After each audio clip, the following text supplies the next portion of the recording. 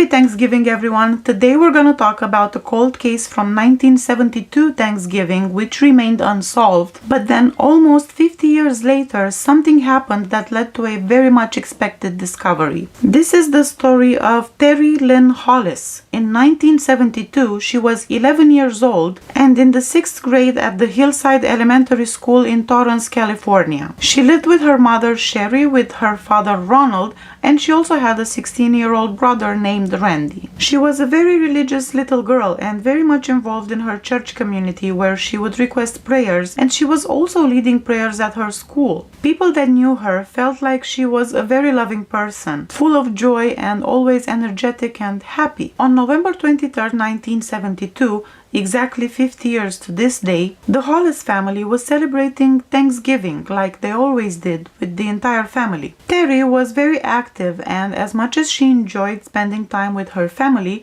she was also a kid and she really wanted to experiment with different things. She was kind of all over the place like a normal 11-year-old child. Since the family gathering consisted of mostly adults that were having something to eat and they were having a chat, she got a little bit bored, so she went outside to ride her bike for a little while at around 3 p.m. It is unclear when her parents realized that she was actually missing, as the reports state that at the time of her disappearance, she was only with her brother at home. Not sure where her entire family was at the time, but when they tried to find her, they couldn't reach her, even if they looked throughout the entire neighborhood. At around 9 p.m., they were already extremely worried, so they reported her missing to the police. The investigators were not more successful, unfortunately, as they were unable to find any kind of lead to where Terri could have gone with her bike. The next morning, everyone hoped that they will be able to find her during the daylight. The news of her disappearance reached the entire community, along with her description and a picture. Not long after, the police received a call at around 10:15 a.m. from two fishermen from Ventura County. This was about an hour and a half away from Torrance,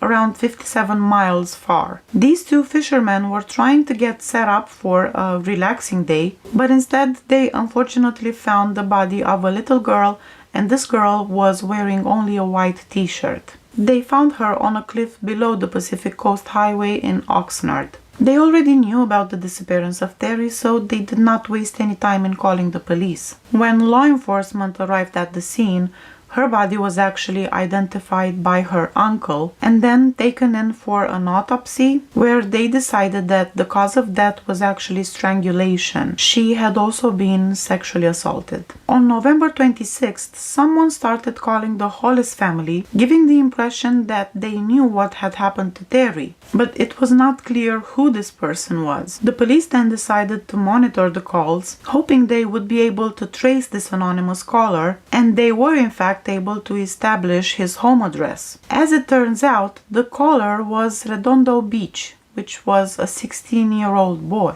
Of course, he was interrogated, but he turned out not to be the killer. He was just prank calling the family, taking advantage of a very painful situation to have some sort of twisted fun. The investigators conducted as many as 2,000 interviews, and they were paying very close attention, especially to the sex offenders in the area. The only hope for a lead was coming from a neighbor who was supposedly a witness that saw a man riding a bike along Terri at around 4:15 p.m. the day of her disappearance. Now, based on the description of this neighbor, a sketch was released to the public, but absolutely no one knew who that person could be. There was also a $1,000 reward announced, but the calls received on that account were not helpful at all. There was no actual lead to help solve the case. 2 years later, it was established that the person in the sketch was actually a neighborhood boy that was indeed riding a bike along a girl,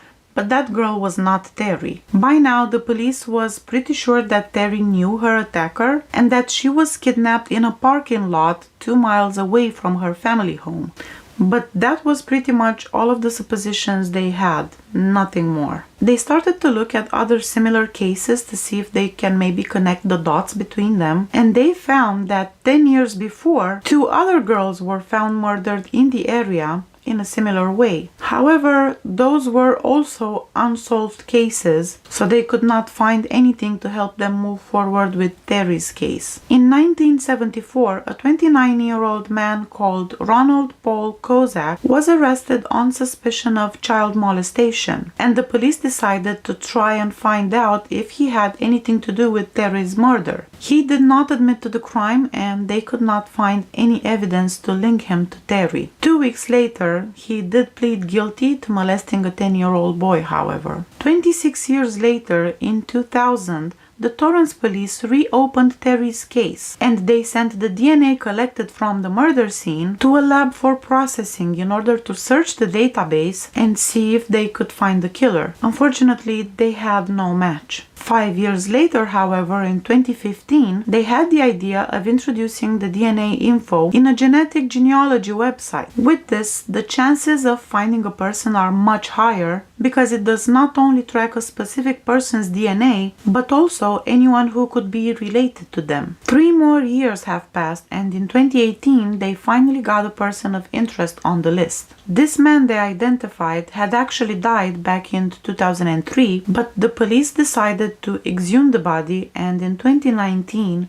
they finally had a match. This man was Jake Edward Brown, born on October 13, 1936 in Honolulu, Hawaii. He died at the age of 66 on May 27, 2003. His original name, his birth name, was Thomas Tracy Burham, and he used several aliases throughout the years. He was 36 years old at the time Terri was murdered. He was a known criminal who had been arrested in other occasions for sexual assault, robbery, and drugs possession. 2 times he was arrested after Terri's murder, yet he was not linked to the case in any way. Brown had been arrested in Los Angeles in April 1973 for the rape of a minor, and that was 6 months after the murder of Terri Lynn. He was arrested again the following year for another rape in Alameda County. The police is investigating if maybe he was also responsible for other cold cases. His DNA was a 1 in 20 septillion match to the evidence collected from Terri Lynn Hollis, Torrance Police Chief Eve Irwin said at a press conference. Genetic genealogy is the same type of investigative technique that was used to capture the Golden State Killer back in 2018, suspect Joseph James D'Angelo. After 47 years, Terri's murder had finally been solved, and her brother Randy was able to find some peace. Her parents had already passed away a few years prior, and so they did not get to see their daughter's killer being identified. The chief of Torrance Police, Eve Irwin, said that this crime is what nightmares are made of, and no family should ever have to go through such a tragedy. That is it for today, guys. Please let me know in the comment section, what do you think about this case? Personally, I'm happy to know that the killer was finally identified, but I think it's very unfair that Terri Lynn's parents did not get to see this day. And also, I feel like it's really unfair that the killer was not caught at the right time. He just lived a normal life until 66 years old. If you like this video, please subscribe to my channel. Thank you so much for watching. See you next time. Bye bye.